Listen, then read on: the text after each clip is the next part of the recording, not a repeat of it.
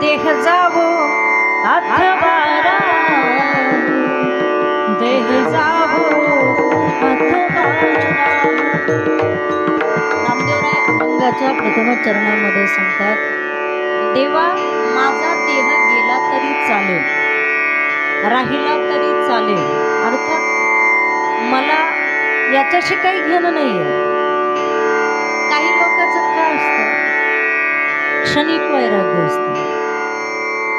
नाही गस, तुम्ही स्मशानात गेल्यानंतर स्मशानामध्ये एखाद्या अंत्यविधीसाठी जर आपण गेलो तर बऱ्यापैकी महिला मंडळाची चर्चा असते, रे आयुष्यभर एवढं करायचं आणि शेवटी काय माणसाचं आयुष्य हो, नऊ मन लाकडात जळायचं, कोणी बरोबर जात नाही, कोणी थांबत नाही.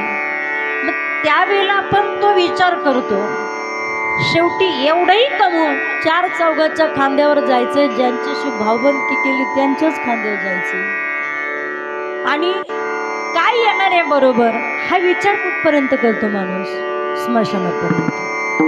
एकदा का अंत्यविधी झाला नाही झाला, घरी मजूर कांदे लावायला येणार असते, पाऊस झालाय, भरपूर काम आहे, पेरणी करायची, लगेच पटकन धाव घराकडे असते, विसरून जातो वैराग्य. मग ती मरण हा एक लक्षात ठेवा, आयुष्य जगत असताना प्रत्येक दिवस मृत्यूचा विचार करायचा, कुठला विचार नाही. आणि जर तुम्ही प्रत्येक दिवस आपल्या मृत्यूचा विचार केला तर तुमच्या हातून होणारं काम कर्म कधीच वाईट घडणार नाही. परमार्थ म्हणजे काय 2-2 तास 3-3 तास देव चोळायचे असं थोडी. काही लोक नाही का जागा भेटल तिथं गम लावतात, 2-2 तास देवपूजा करतात, अगरबत्तीचा सुगंध गावापर्यंत येतो. एवढी देवपूजा, एवढा काय नाही का मी कोणीतरी वारकरी, मी काहीतरी मोठा भक्त आहे असं दाखवतात. पण खरा परमार्थ म्हणजे काय, तुम्ही जो व्यवसाय करता, तुम्ही जो व्यवहार करता, तुम्ही जो बिझनेस करता, तुम्ही जे जीवन जगता, हे जीवन हा व्यवसाय, मग ती शेती असेल, एखादा धंदा असेल, एखादा व्यवसाय असेल, एखादी नोकरी असेल, तुम्ही जे काम करताय ते काम किंवा त्या कामाशी प्रामाणिकपणे राहा, त्याच्यातच खरं परमार्थ आहे. बऱ्याच लोक इकडं काय काळा बाजार काय 2 नंबर करतील आणि एकीकडं काहीतरी 4 लोकांनी मानव म्हणून परमार्थ करतील, तसं नाही. नामदेवरायांचं जे समर्पण आहे, नामदेवराय म्हणतात, देवा मला देह गेल्याचंही वाईट वाटत नाही आणि देह राहिल्याचंही वाईट वाटत नाही. राहो अथवा जावो, दोनही शब्द, या दोनही शब्दांना नामदेवराय ठाम आहे. देह जावो अथवा राहो, तुम्ही आहात का याला ठाम. साल वादळ जर आलं, कीर्तन अनेक शेवटचा दिवस आहे, समजा उद्या काल्याचं कीर्तन आहे, आणि कदाचित जर वारं वादळ असं चालू झालं, तुम्ही म्हणाल का एवढ्या वादळात मी कीर्तनाला जाणार? आपलं वैराग्य फक्त पाहण्यापुरतं आहे, तात्पुरतं आहे नाही. तुम्ही आम्ही जे शरीरावर हे समर्पण आहे, बरं संप्रदायामध्ये समर्पणाला सगळ्यात जास्त महत्व आहे. मग ते समर्पण अभ्यासासाठी, साधनेसाठी, वारीसाठी प्रत्येकाचं समर्पण वेगवेगळं आहे. संप्रदायामध्ये अनेक संत महात्म्यांनी समर्पण केलेलं आहे. मग जनाबाई असेल, मीराबाई असेल, संत कान्होपात्रा असेल, समर्पण त्याग किती मोठा आहे. आज पंढरपूरला जर जाल तर पांडुरंगाचं दर्शन घेतल्यानंतर दक्षिण बाजूला तरटी या नावाचा वृक्ष आहे, काळाबुंद झालेला आहे आता तो. तरटी या नावाचा वृक्ष आहे आणि त्याच्या खाली कान्होपात्रेची समाधी आहे. कान्होपात्रेचं प्रेत तिथं पुरलेलं आहे. एका वेशीची मुलगी आहे, पण तिचं देवाशी जोडलेलं नातं, देवासाठी केलेलं समर्पण, आज लाखो येणारे वारकरी पांडुरंगाचं दर्शन घेऊन कान्होपात्रेचं दर्शन घेतात. त्याला समर्पण. एवढं समर्पण करा की आपल्या बाबतीमध्ये एवढंच, आता काळाच्या ओघानुसार हा कलियुग आहे, याच्यात एखादा कितीही चांगला करत असला तर 4 लोक नाव ठेवणारे आहे. पण एक लक्षात ठेवायचं, रस्त्यानं जाताना गतिरोधक असतात, तसं मानवी जीवनात विरोधक असावे ही संकल्पना ठेवा. जोपर्यंत समाजात तुमचे सगळ्यात जास्त विरोधक तयार होत नाही, जोपर्यंत समाजात तुमचे सगळ्यात जास्त विरोधक तयार होत नाही, तोपर्यंत तुमची प्रगतीच होऊ शकते. जो मुश्किल में न घबराए उसे इंसान कहते हैं, किसी के काम जो आए उसे इंसान कहते हैं, के काम जो आए उसे इंसान कहते हैं, काम जो आए उसे इंसान कहते हैं, बनाया अपनाए उसे इंसान कहते हैं, किसी के काम जो आए उसे इंसान कहते हैं, किसी के काम जो आए उसे इंसान कहते हैं. कभी सुख है कभी दुख है, इसी का नाम जीवन है. कभी सुख है कभी सुख है, इसी का नाम जीवन है. कभी सुख है कभी दुख है, इसी का नाम जीवन है. जो मुश्किल में घबराए उसे इंसान कहते हैं, किसी के काम जो आए उसे इंसान कहते हैं, किसी के काम जो आए उसे इंसान कहते हैं, किसी के काम जो आए उसे इंसान कहते हैं, किसी के काम जो आए उसे इंसान कहते हैं.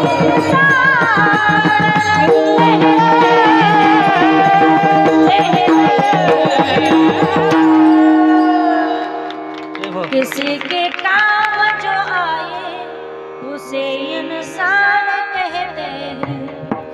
कभी सुख है कभी दुख है, इसी का नाम जीवन है. जर जीवनामध्ये सगळं सुखच असतं तर त्याला किंमतच नसते हो. दुःख आलं म्हणून निदान माणूस चांगलं वागायचा प्रयत्न करतो. कभी सुख है कभी दुख है, इसी का नाम जीवन है. जो मुश्किल में न घबराए, जो मुश्किल में न घबराए उसे इंसान कहते हैं, किसी के काम जो आए उसे इंसान कहते हैं, किसी के काम जो आए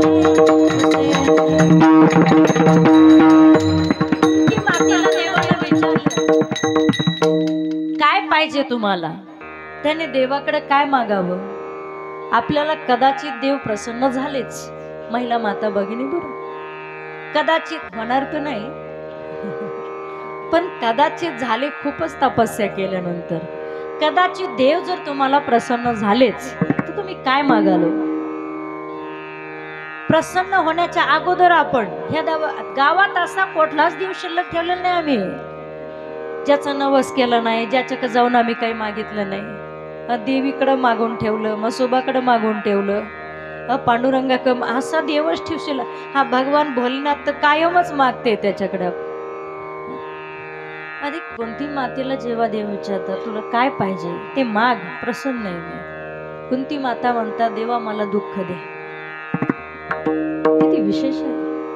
देवा मला फक्त दुःख द्या. विचारलं का बरं. या जगात तर प्रत्येक जण सुखा लागी करीसी तळमळ, रात्रंदिवस मेहनत करतो सुखासाठी. तुम्ही का दुःख मागता. प्रश्न विचारल्यानंतर कुंती माता देवाला सांगतात. सगळ्या महिला माता भगिनी कान उघडे ठेवून ऐका. एखाद्या मंदिरात गेल्यानंतर स्वतःसाठी मागू नका. मागा हे देवा मला सद्बुद्धी द्या, एवढं मागा ना. काय नाही, सद्बुद्धी द्या एवढं म्हटलं तरी तुमचं भलं होणार आहे. आणि मग कुंती माता देवाला सांगता, देवा सुख जर दिलं, हा मी मागितल्यानंतर तू सगळं देणार आहे मला माहित आहे मला, पण सुख जर दिलंस तर त्या सुखाचा उपभोग घेत असताना मला तुझी आठवण होणार नाही. आणि दुःख जर दिलंस, पण ते दुःख देताना थोडं देऊ नकोस, क्षणाक्षणाला दुःख दे. कुंती माता म्हणतायत, काय माय असेल होते. कुंती माता म्हणतायत मला क्षणाक्षणाला दुःख दे. का दुःख दे? जर तू मला क्षणाक्षणाला दुःख दिलं तर त्या त्या क्षणाला मला तुझी आठवण झाल्याशिवाय. अभ्यास करा तुम्ही. सुखात देव आठवतो का?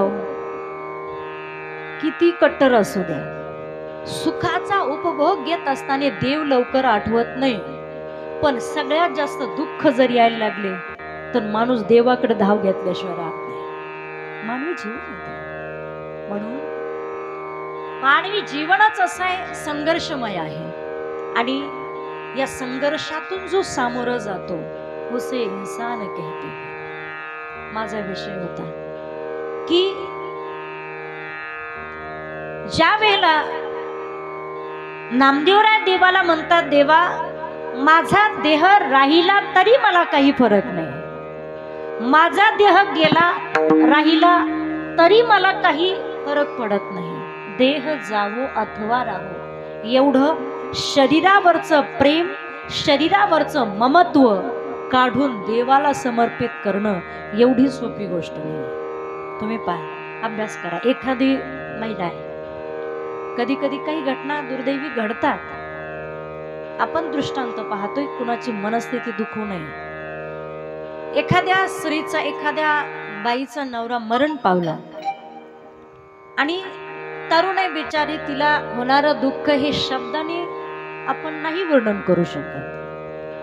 पती हा तिच्या जीवनामध्ये सर्वात मोठा आधार आहे आणि कदाचित तो पती जर सोडून गेला तर तिला होणाऱ्या यातना, तिला होणारं ते दुःख असह्य आहे. त्या दुःखाच्या भरामध्ये ती वढ्या घेते, 4 बाया तिला मागं वळतात. ती म्हणते आता माझं कोण राहिलं मागं, आता मी कुणासाठी जगू, आता जगून काय होणार माझं. 4 बाया तिची समजूत घालतात, अगं असं करू नकोस, संपूर्ण कुटुंबाची जबाबदारी तुझ्यावर आहे, असं करू नकोस. 4 बाया तिची समजूत घालतात आणि तिला पाठीमागं वाढतात. आता मला सांगा, समजा यदा कदाचित त्या 4 बायने तिचे हात जर सोडून दिले तर ती जाणार आहे का? जाणार आहे का? होऊ नये. कदाचित तुमच्या कोणाच्या बाबतीमध्ये असा प्रसंग घडलाच, घडू नये. आपण दृष्टांत पाहतोय, कदाचित अशी गोष्ट तुमच्या जीवनामध्ये घडली, असा प्रसंग घडला तर तुम्ही जाणार आहे का? जरा मोठ्याने बोला. जाणार आहे का? थोडा अजून बोला. जाणार आहे का? घ्या. आणि तुम्ही म्हणता पप्याची आई माझी मी गेल्याशिवाय जेवत नाही. नाही रे नाही कुणाचे गोरी, नाही रे नाही कुणाचे गोरी, नाही रे नाही कुणाचे गोरी, नाही रे नाही कुणाचे गोरी, नाही रे नाही रे नाही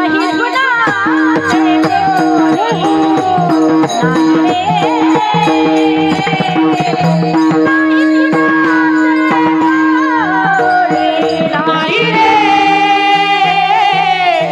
नाही कुणाचे गोरी, नाही रे नाही कुणाचे कोणी, पहिला कुणाची भाव कुणाची कोण कुणाची सखे सोये, पहिला कुणाची भाव कुणाचा कोण कुणाचे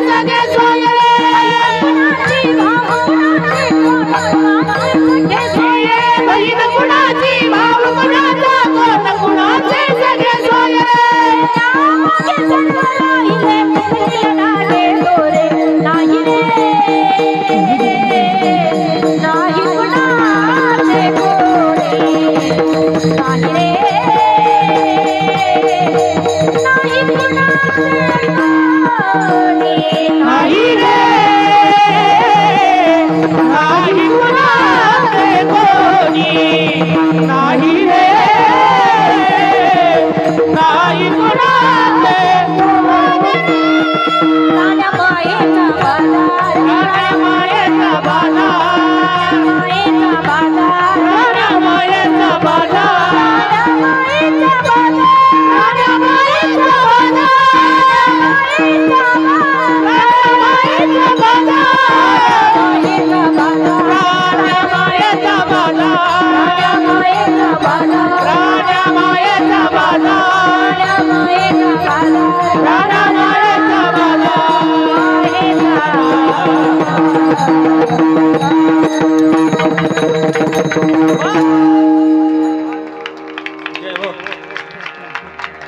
बहीण कुणाची भाऊ कुणाची कोण कुणाची सखे सोयरे सुभाषितकारांनी फार गोड वर्णन केलेले धनाने भूमोपश्वच्छ गोष्टी भार्या ग्रहद्वार जन स्मशाने देह चिताया परलोक मार्गे कर्माने गोगच्छति जीवयक धन नदीत राहतं पशु पक्षी गाई गोठ्यात राहतात भार्या म्हणजे पत्नी दाराच्या उमरठ्यापर्यंत येते जन स्मशानापर्यंत येतं देह चिताहून परलोकात जातं पण जाताने अवश्यंभावी भावनां प्रतिकारो भवते आतापर्यंत सगळ्या गोष्टीवर मात करता आली पण कर्मावर कुणाला मात करता आली नाही आतापर्यंत सगळ्या गोष्टी माणसाच्या ताब्यात घेता आल्या पण जन्म आणि मरण मात्र कुणाच्या ताब्यात आलं नाही प्रतिकारो भवते कर्मावर कर्मे श्रीराम वनवासा घेऊन जातात प्रभू रामचंद्र वनवासाला जातात आडवं कर्म आहे रामचंद्र प्रभू आणि सीता मैया यांचा वियोग घडतो आडवं कर्म आहे एवढंच नव्हे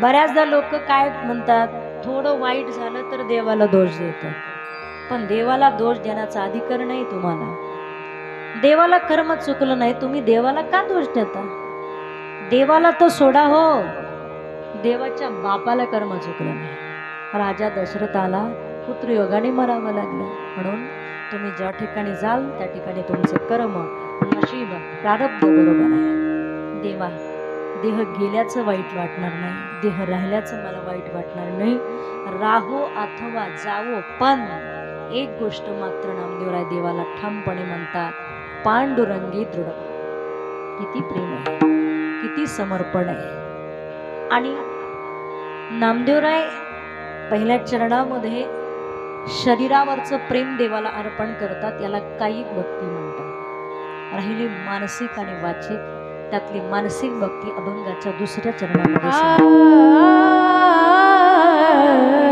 चरण सोडी सर्वथा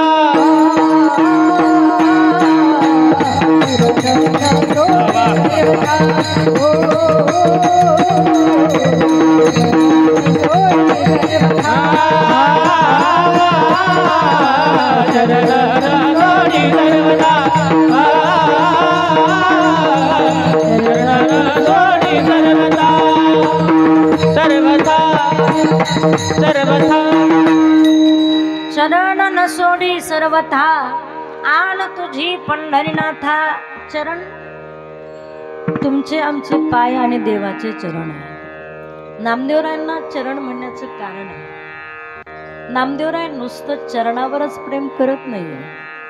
चरण म्हणणं याचा अर्थ नम्रता आहे ते, नाही का? तुझं स्वरूप, तुझं अस्तित्व मी हृदयात साठवलेलं आहे आणि मी त्या अस्तित्वाला माझ्या जवळून जाऊ देणार नाही, त्या स्वरूपाला माझ्या अंतकरणातनं बाजूला होऊ देणार नाही। चरण न सोडी सर्वथा आण, ह्याला समर्पण म्हणतात बरं का, नाही का? सर्वस्व करके अर्पण। जसं एखाद्या मुलीचं लग्न झालं, काही मिनिटांमध्ये तिच्या पाठीमागं बापाचं नाव होतं, तर काही मिनिटात एका विशिष्ट व्यक्तीचा अधिकार तिच्यावरती जमला, अधिकार तिच्यावरती आहे, त्याचं नाव तिच्या पाठीमागे लागलंय। एका कुटुंबात जन्माला आली आहे, पण एका घरची आदर्श सून ती झाली। त्या कुटुंबामध्ये ती कुणाला ओळखत नाही ना, ज्याच्याशी लग्न झालं। अलीकडचं काळ सोशल मीडियाचं आहे। पूर्वीच्या काळामध्ये काय होतं माहितीये का, लग्न जमवायचं असलं तर नवरदेव जात नव्हता, तेव्हा घरातले 4 प्रतिष्ठित माणसं जायचे, 4 प्रतिष्ठित माणसं जायचे आणि ती माणसं गेल्यानंतर, मुलगी वगैरे बघून आल्यानंतर संध्याकाळी जेव्हा आपली वस्त्रही वगैरे काय ते असं म्हणणं, पूर्वी जेवायला बसायचे एकत्र, सगळे एकत्र कुटुंब पद्धती होत्या। जेवायला बसल्यानंतर जेव्हा जेवता जेवता कोणी गरम भाकरी करतंय, 1-2 महिला सगळ्या माणसांना, पुरुषांची पंगत अगोदर बसली त्यांना वाढतंय आणि जी 4 जण नवरी पाहून आलेत ना, लक्षपूर्वक आहे का, जी 4 जण नवरी बघून, मुलगी बघून आलेत ना, या 4घांना या घरातली माणसं विचारतात पोरगी कशी आहे। त्यावेळेला ती 4 जण आपापल्या परीनं त्या मुलीचं वर्णन करतात। त्या काळात ना फोटो, ना इंस्टाग्राम, ना व्हॉट्सअप, ना व्हिडिओ कॉल, काही नव्हतं। आता जर मुलीला नवरदेवाने फोन नाही केला तर ते लग्न मोडतं। माझ्यासोबत एक घडलेली घटना आहे बरं का, नवरदेव प्री वेडिंग करायचं नाही म्हटलं म्हणून त्या मुलीने लग्न मोडलं। म्हणजे आज अशा परिस्थिती आहे, कुठल्या दुनियेत आहे आपण? काही लोक आहेत ना निष्ठावान आहेत, तो म्हटलं आपण शिवनेरीला जाऊन प्री वेडिंग, नाही म्हणे गोव्याला जाऊन प्री वेडिंग करायची। विचार आहे आपला, नाही का? आणि त्या काळ मग त्या 4 जणांनी ती मुलगी पाहून आलेली। आता त्यांनी पाहिली, त्यांना माहित आहे, ज्याची होणारी आहे बायको त्यालाही माहित नाही। आणि जेव्हा ही 4 जण त्या मुलीचं वर्णन करतात, ती दिसायला अशी आहे, कलरना जरा सावळी आहे, उंचीला नाकेला जरा जनाबाई सारखी आहे, जरा थोडीशी सखूबाई सारखी येते, वर्णन ही 4 जण बरं का, 4 जण तिचं वर्णन रंगवून करतात, त्यांची होणारी सून आहे ती। पण जिचा पती होणार आहे, अर्थात ज्याची ती अर्धांगिनी होणार आहे, पत्नी होणार आहे, त्याला ती कशी माहित नव्हती। हे 4 जण तिचं वर्णन करत होते आणि तो आपला खिडकीच्या पाठीमागून ऐकत होता तिचं वर्णन। दिसायला कशी, कुणासारखी आहे, कलर न कशी आहे, अशी दिसते। आणि जसं जसं तिचं वर्णन होईल, हा व्यवहार जरी तुम्हाला विनोदात्मक वाटत असेल, जसं जसं तिचं वर्णन होईल तशी प्रतिमा आपल्या अंतकरणात धारण करत होता ते शुद्ध प्रेम, ते शुद्ध प्रेम होतं। देखिला डोळा देवा, मी तुझी प्रतिमा अंतकरणात साठवलेली आहे। मी तुझं जसं पूर्वी, आजही बघा काही महिला आपल्या नवऱ्याचं नाव घेत नाही, ते नाही का, काहीतरी मध्ये नाव आमच्या दीदीचे पप्पा वगैरे असं म्हणतात, ते आदरात आदर येतो, नाही का, त्या त्या व्यक्तीविषयी होणारा आदर आहे. नाही का, तसं देवाविषयी असणारा आदर. देवा मला तुम्ही एवढा आवडता, बहु आवडसी जीवापासून, म्हणून तुझी आना वाहीन गा देवराया, वाहीन गा देवराया, तुझी आन वाहीन गा देवराया, तुझी आन वाहीन गा देवराया, तुझी आना वाहीन गा देवराया, तुझी आना वाहीन गा देवराया, तुझी आन वाहीन गा देवराया, तुझी आन वाहीन गा देवराया, बहु आवडसी जीवापासोनिया, बहु आवडसी जीवापासोनिया, आवडसी जीवापासोनिया, बहु आवडसी जीवापासोनिया, आनंदिया विठोबा, आनंदिया, आनंदिया विठोबा, आनंदिया, काकडिया काकडिया विठोबा, काकडिया काकडिया विठोबा, विठोबा काकडिया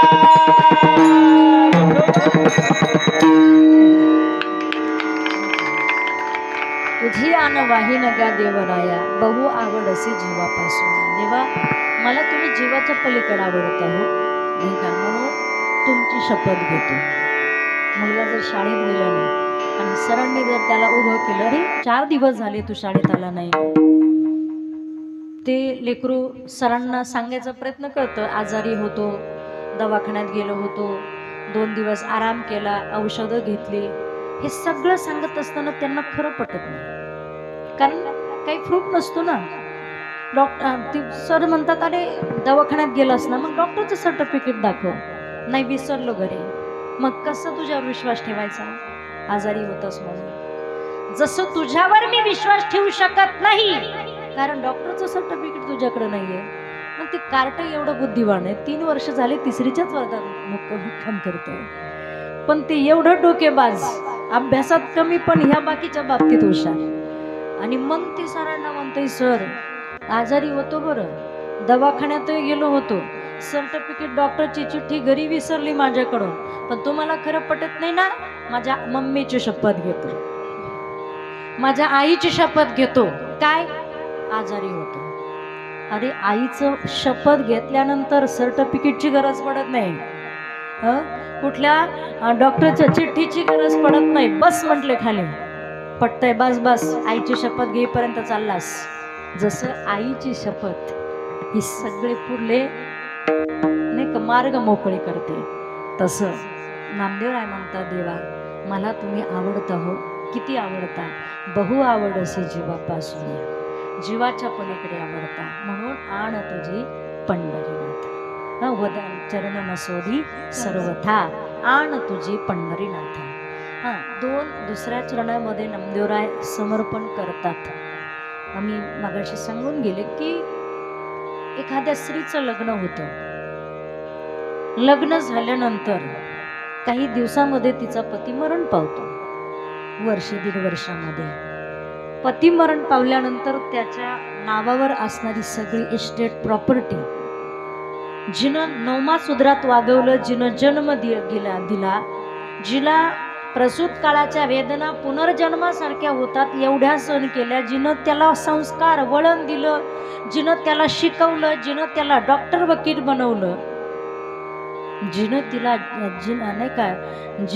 ज्याला जन्म दिला त्याच्या नावावर ती प्रॉपर्टी होत नाही, पण जिनं समर्पण केलं तिच्या नावावर आपोआप येते ती. विश्वास अटल रखना गिरिराज की शरण में, विश्वास अटल रखना गिरिराज की शरण में, मन लगाई रहेगा गिरिराज की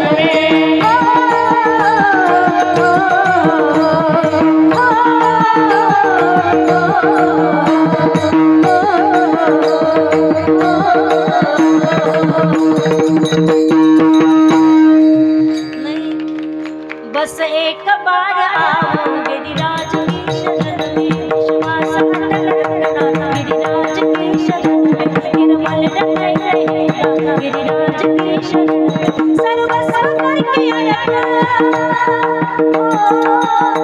सर्वस्व करके आया गिरिराज की शरण में, बस एक बार आओ गिरिराज की शरण में, बस एक बार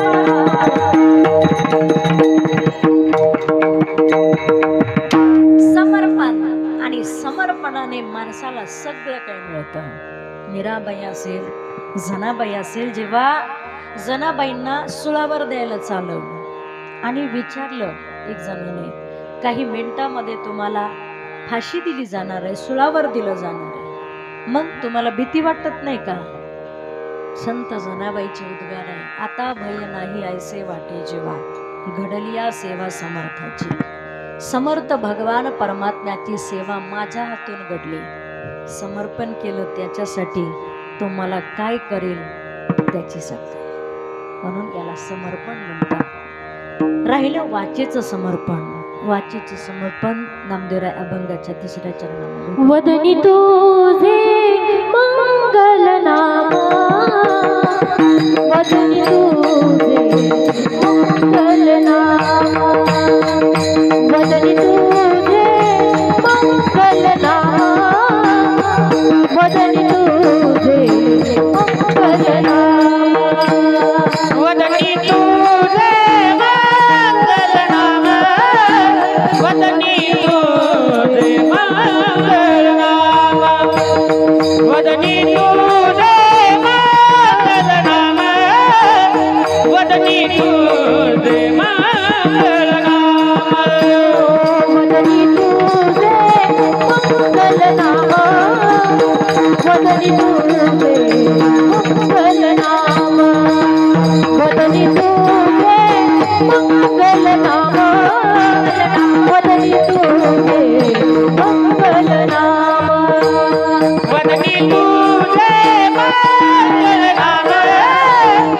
वदनी तुझे मंगल नाम, वदनी तुझे मंगल नाम, वदनी तुझे मंगल नाम.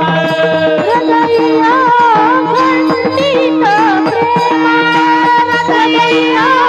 खंडित प्रेम, हृदया खंडित प्रेम, चरणन सोडी सर्वदा, चरणन सोडी सर्वदा, चरणन सोडी सर्वदा, चरणन सोडी सर्वदा. हृदया खंडित प्रेम, चरणन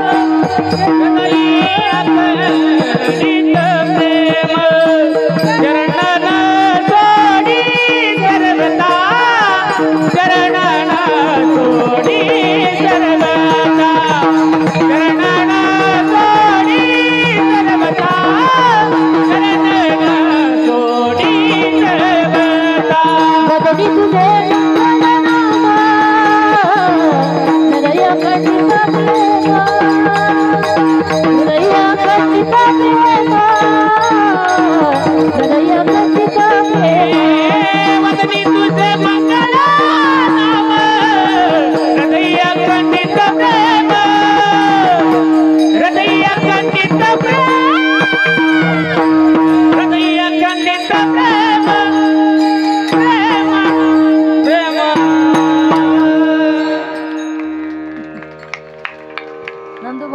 वहिनीच्या माईकला आवाज तुम्ही जास्त दिला.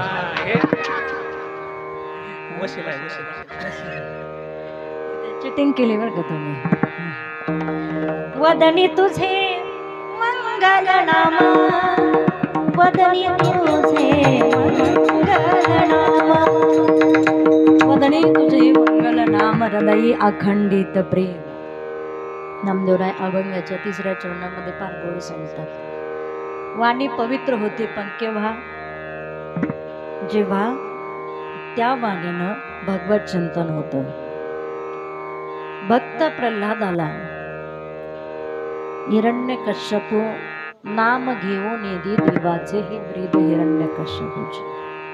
कितीतरी दंड, कितीतरी शिक्षा, पण याच्यातून या जगामध्ये परमार्थ करणाऱ्या व्यक्तीला, सत्य वागणाऱ्या व्यक्तीला त्रास निश्चित आहे.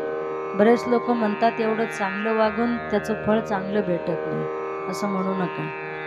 चांगलं वागल्यानंतर सत्याचा विजय आहे, पण तो कुठंतरी शेवट आहे. त्याला दम है तो बडी चीज आहे. त्याला वेळ लागतो नाही का सगळ्या गोष्टी. फक्त तेव्हा हाती चलत हे अपने गत में, कुतर बुकत वाकू बुकवादे. हाती आपल्या गतीनं चालतो बाबा. कुत्र्याने भुकायचं काम केलं पाहिजे, त्याचं काम आहे ते. फक्त हातीनं वळून बघायचं नाही. हाती जर वळून बघितला तर मग सगळं बिघडलं. कारण त्याचं वर्चस्व आहे ना, तो त्याच्या आयटीतच चालला पाहिजे. उगाच पांचटपणा त्याने नको करायला. ऐका, वदनी तुझे मंगल नाम. आपला वेळ संपत आलेला. जेवणासाठी अन्नदान येते आणि रोज 10 वाजतात. आज 10 वाजेपर्यंत, मी 9 पर्यंतच करणार होते. 9:30 वाजत आलेत. वाणी पवित्र मेदिनाम घोषहा. वाणीने देवाचं नाम घ्या. जरी इथं आता आपण भाग्यवान नाही, आपल्याला संस्था जवळ झालेली आहे. एकादशीला नाही रोज जमणार ना तुम्हाला, एकादशीला येत जा. एकादशीला सकाळी जरी मुलांचा गीतापाठ वगैरे काही होत असेल तर त्याला हजर राहत जा. त्या माध्यमातून तुमचं विष्णू सहस्रनाम, गीता, हरिपाठ हे सगळं काही बसेल, पाठ होईल तुमचं. आणि माझी सर्व महिला माता भगिनींना जाता जाता फार हात जोडून नम्रतेची विनंती आहे की आपण व्यवहारातली घरामधले जवळजवळ 75% कामं महिला करतात. भांडे धुवायचं काम महिला करतात, स्वयंपाक करायचं काम महिला करतात, धुणं धुवायचं काम महिला करतात, खुरपणी करण्याचं काम महिला. बरं, जवळजवळ 75% कामं एका घराची 2 घरं करायचं काम महिलाच करतात. का बरं? कुठेतरी विचार कमी पडतात. उलट नाही का, म्हणजे समाजामध्ये पाहत असताना माणसं पूर्वी घरातली कर्तीश्री बघायची. त्या घरातली कर्तीश्री कशी आहे त्याच्यावरून ते स्थळ योग्य मानायचे. आता मुलगा पाहतात, कारण आता मुली सासूजवळ राहतच नाही. तेव्हा सासू पाहायची गरजच राहिलेली नाही. ती कशी असू द्या, ती तिच्या रस्त्याने ना आपण रस्त्याने. माझी सर्व महिला माता भगिनींना विनंती आहे, मुलांच्या हातामध्ये मोबाईल द्या, पण मोबाईल देण्याच्या अगोदर त्यांच्या हातामध्ये माऊली ज्ञानोबारायांच्या हरिपाठाचं 5 रुपयाचं पुस्तक द्या. पुस्तक आपल्या तरुण मुली आहे, कॉलेजला जातात, कॉलेजवर सगळाच वेळ काय ते कॉलेजच्या अभ्यासासाठी असतो असं नाही. थोडाफार वेळ तर मिळतो ना, त्या वेळेमध्ये त्यांना हरिपाठ घ्यायला सांगा. काकडा म्हणाला, काकडा नसेल तर हरिपाठ तरी करा कंपल्सरी. हरिपाठ म्हणायला सांगा की त्या माध्यमातून वाणी पवित्र होते. आणि नुसती वाणी पवित्र होत नाही तर देह पवित्र होतो. हरिपाठ केला अच्युत सर्व काळ, अच्युत सर्व काळ, पवित्रची होय देह त्याचा, पवित्रची होय देहता. हरिपाठ केले ती मुखे जरी गाय, हरिपाठ केले ती मुखे जरी गाय.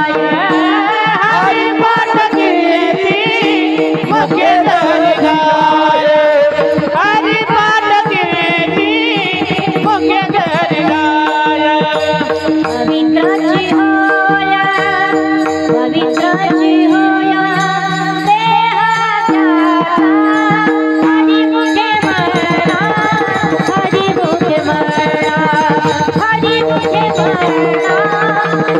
मुखे म्हणा हरी मुखे म्हणा हरी मुखे म्हणा हरी मुखे म्हणा हरी मुखे म्हणा हरी मुखे म्हणा हरी मुखे म्हणा हरी मुखे म्हणा हरी मुखे हरिपाठ करते मुखे जरी गाय पवित्रची होय देह त्याचा. जाता जाता 5 मिनिटं एवढंच सांगेल. माझ्या सर्व महिला माता भगिनी, आता मला सांगा, तुम्ही स्वयंपाक हाताने करता का तोंडाने करता? हाताने करता ना, तोंडाने पण करता, खरं बोला. गुपचूप स्वयंपाक करतं का कोणी? कोणी नवऱ्याच्या नावानं बोटं मोडील, कोणी सासूच्या नावानं बोटं मोडील, मेला माझ्याच नशिबात कसा होता, असं करता ना. हां, स्वयंपाक कुणीच गपचूप करत नाही. माझी सर्वांना विन, आणि काही महिला तर हिंदी गाणी लावतो तो मोबाईलवरून स्वयंपाक करतात. का तर स्वयंपाक करायला जरा मजा वाटते. संगीत, हां ती एक कला आहे, संगीत ऐकावं, पण कधी ऐकावं त्याला काही लिमिट आहे. माझी विनंती आहे की स्वयंपाक करताना ते अन्न, तुम्ही शिजवलेलं अन्न हे कुटुंबातले 10-5 माणसं खाणार आहेत, आणि तुम्ही त्या शिजवलेल्या अन्नावर काय संस्कार केलेत हे 10 जणांना भोगावे लागणार आहेत. तुम्ही जर त्याच्यावर वाईट संस्कार केलेत, शिव्या देऊन, रागाने, तर ते संस्कार रागीटपणाचे त्या स्वयंपाकात उतरणार आहे. मग ह्याच्यासाठी आता इथे कीर्तन संपल्यानंतर जो प्रसाद आपण घेणार आहे, याला प्रसादच का म्हणावं? याला जेवण का म्हणत नाही तुम्ही? याला प्रसाद म्हणण्याचं कारण आहारा सात्विक प्रिया. इतक्या दिवस तुम्ही जे ज्ञानेश्वरी पारायण केलं, इतक्या दिवस तुम्ही जे भजन केलं, हरिपाठ केला, काकडा केला, कीर्तन ऐकलं, श्रवण केलं, हे जे पुण्य आहे, ह्या पुण्यानं ती जेवण राहिलेलं नाही आहे. वास्तविकता देणारा एक दाता आहे, पण ती इथं आल्यानंतर जेवण राहत नाही, तो प्रसाद तयार होतो. आणि तो प्रसाद देण्यासाठी ते योग्यतेचे ते मानकरी व्हायला सुद्धा भाग्यवान जन्माला यावं लागतं. दान काय असं, आणि दान करायला स्वतःपेक्षा वंशाचं पुण्य असावं लागतं. उदारी वंश पुण्येनं आत्मपुण्येनं सौभाग्यता. दानशूर जन्माला यायला सुद्धा पुण्य असावं लागतं. हो, नाही तर काही माणसं किती कंजूस असतात. आता दोघा नवरा बायको एवढे कंजूस होते, स्वयंपाक करापुरतं दिवा लावायचे, जेवण झालं का दिवा विजवायचे. कीर्तनाला गेला, हा बसल्यानंतर पंचपदी चालू होती, यानं विचार केला आपण दिवा विजवला की नाही, बायकोच्या लक्षात राहतं की नाही, हे पळत पळत घरी आले 1-1.5 किलोमीटर, आणि आलं दरवाजा वाजवला, बायकोने दरवाजा उघडला. हे म्हटले का हो, संपलं काय कीर्तन? हा म्हटलं संपलं नाही, अजून सुरू व्हायचं. मग आलत कशाला? हा म्हटला दिवा विजवला की नाही पायासाठी आलो. अहो म्हणे मी एवढी बावळट नाही, मी तुमचीच बायको आहे. तुम्ही दाराच्या बाहेर पाऊल टाकायची वाट पाहून होते दिवा विजवायची, लगेच दिवा विजवला. पण मला सांगा, 2 किलोमीटर पळत आलात, पायातली चप्पल किती घासली असेल? ती शहराला सवाशीर होती. तो म्हटला मी एवढा मूर्ख नाही, 2 किलोमीटर पळत जरी आलो असलो तर चप्पल घालून नाही आलो, बगलेत घेऊन आलो बघ म्हटलं. अशांचं पाय धुवून तीर्थ प्यावं. किती दान अशाच ठिकाणी करा, व्यर्थ ठिकाणी करू नका. काही लोक एखाद्या व्यक्तीचा अंत्यविधी करायचा असेल तर पाठीमागं पैसे काय उधळतात, कोण काय करतंय. माझी सर्वांना विनंती, असे काही जे अनिष्ट रूढी ते बंद करा. तुम्हाला दानच करायचं ना, हां एखाद्या सप्ताहामध्ये महाप्रसादाच्या माध्यमातून अन्नदान ते दान करा. किंवा आता ह्याच्यानंतर संस्था चालू झाली, कोणाला आता अलीकडं हॅपी बर्थडे ते वाढदिवस वगैरे साजरे करायची वेगळीच प्रथा निघाली आहे. कोणी डांबरीवर वाढदिवस साजरा करतं, तो केक फक्त तोंडाला चोळायचा, खायचं नाही. एवढं महागाचं वस्तू आहे, ती महागाचं केक आहे, खाण्याची वस्तू ती तोंडाला चोळायची. आणि ते कोणी ते तोंडाला चोळतं, कोण डांबरीवर साजरं करतं, कोणी बिअर बारला साजरं करतं. माझी सर्वांना विनंती आहे, याच्यानंतर या परिसरात आपण उपस्थित असणारे सर्व भाविक आहे, कुणाला वाढदिवस साजरा करायचा ना, तुम्ही संस्थेवर येऊन वाढदिवस साजरा करा ना. या संस्थेवर सगळ्या बालगोपाळांच्या सोबत अतिशय म्हणजे त्याच्यातून त्यांनाही आनंद मिळतो आणि त्याच्यातून तुम्हालाही काहीतरी समाधान मिळतं. आपण काहीतरी चांगलं केलंय याचं चांगलं एक समाधान वाटतं आणि ते शुद्ध पुण्य आहे, नाही का. आणि म्हणून आपला विषय विषयांतरामध्ये गेला. आजपासून स्वयंपाक करताना नियम करायचा आहे. कोणाकडे नसेल मोबाईल, कोणाचा नसेल हरिपाठ पाठणा, तर स्वयंपाक करताना चपाती लाटताना राम म्हणा, चपाती भाजताना राम म्हणा, चपाती कामामध्ये काम काही म्हणा राम राम, जाईल भवश्रम सुख होईल दुःखाचे, सुख होईल दुःखाचे. कामा म्हणे काम कोणी म्हणा राम नाम. नाही हरिपाठ शक्य नका करू, पण राम एक चपाती भाजताना 3दा राम म्हणता येतं आणि ते शिजवलेला अन्न राहणार नाही, तो प्रसाद तयार होईल.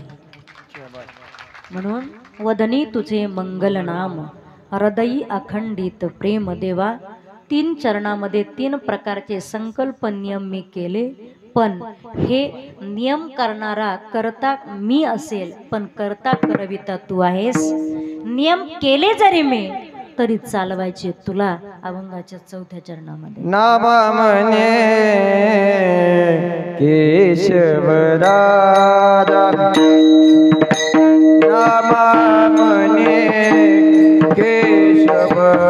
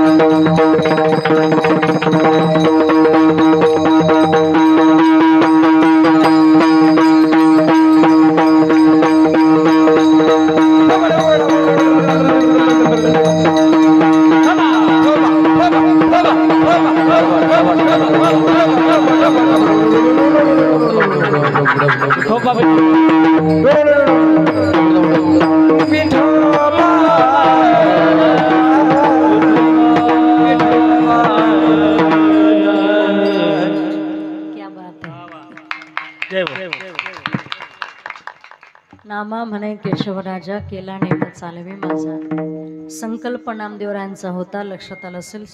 पहिल्यांदा नामदेवराय देवाकडे संकल्प करतात, देवा शतकोटी तुझे करीन अभंग म्हणे पांडुरंग ऐक नाम्या. नाही झाले तर जीवा उतरीन तुझं पुढे, माझा देह गेला तरी चालेल. देवाला काळजी पडली. चंद्रभागेच्या वाळवंटामध्ये वेड्यासारखे फिरतात, काय करू. आणि मग देवाने सरस्वती मातेला आज्ञा केली. सरस्वती माता नामदेवरायाच्या जिभेवर जाऊन बसतात आणि वाचे बरवे कवित्व कवित्व बरवे रसिकत्व या न्यायाप्रमाणे भरभरा वाणीद्वारे अभंगवाणी बाहेर पडू लागली. नामदेवरायाच्या घरातले नारा विठा गोंदा महादा 4 मुलं 4 सुना ह्यांनी ते अभंग लिहून घेतले. संकल्प इथे नामदेवरायाचा होता, पण पूर्ण करण्याची जबाबदारी देवावर आली. म्हणून नामदेवराय म्हणतात, केला नेम चालवी माझा, शरण न सोडी सर्वथा, आण तुझी पंढरीनाथ. ज्ञानेश्वर माऊली माऊली ज्ञानेश्वर माऊली ज्ञानराज माऊली जय जय जय विठ्ठल जय जय